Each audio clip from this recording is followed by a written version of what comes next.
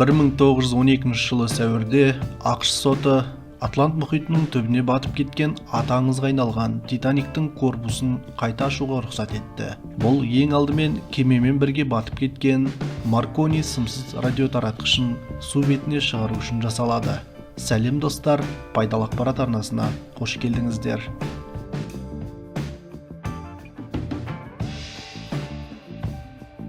Қайғылы жағдайдан 100 жыл өткен соң 2012 жылы сәуірде кеме су астындағы мәдени мұраны қорғау туралы конвенцияға сәйкес Титаник ЮНЕСКО-ның тізіміне енді.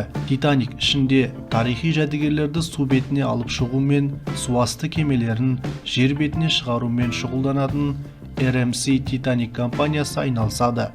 Дәл осы компания кемені 1994 жылы тапқан еді. Аты аңызға айналған Титаниктің зерттелуі ең алдымен оның каютасында болған Маркони компаниясының сымсыз телеграфын су бетіне шығару үшін қажет. Дәл осы телеграфтан кеме батып бара жатқанда апат туралы хабарлама жіберілген. Бұл құрылғы кеме апатының кейбір жұмбағына жауап бере алатындығы атап өтілген. Мәселен, қауіпті айсберг туралы ескерту хабарламаларын алғанына қарамастан, кеме неге жоғары жылдамдықпен мұздауға қарай жүзгені әлі күнге дейін жұмбақ. Зерттеушілер кемені осы күнге дейін тек сыртынан қарап зерттеген. Судья Ребекка Бич Смит телеграфтың тарихи және ғылыми маңызы бар екенін атап өтті. Егер ол су бетіне шығарылмаса, онда ол кеменің қирандыларының астында мәңгі қалуы мүмкін.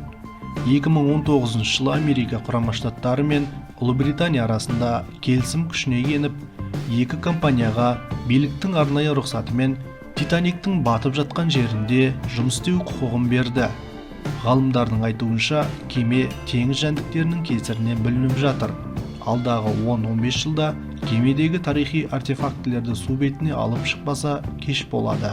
Айта кетейік, 1912 жылдың 10 сәуірінде Англияның Саутгемптон қаласынан Нью-Йоркке бет алған Титаник сәуірдің 14-нен 15-не қараған түні айсбергпен соқтығысып, мұхит түбіне батып кетті.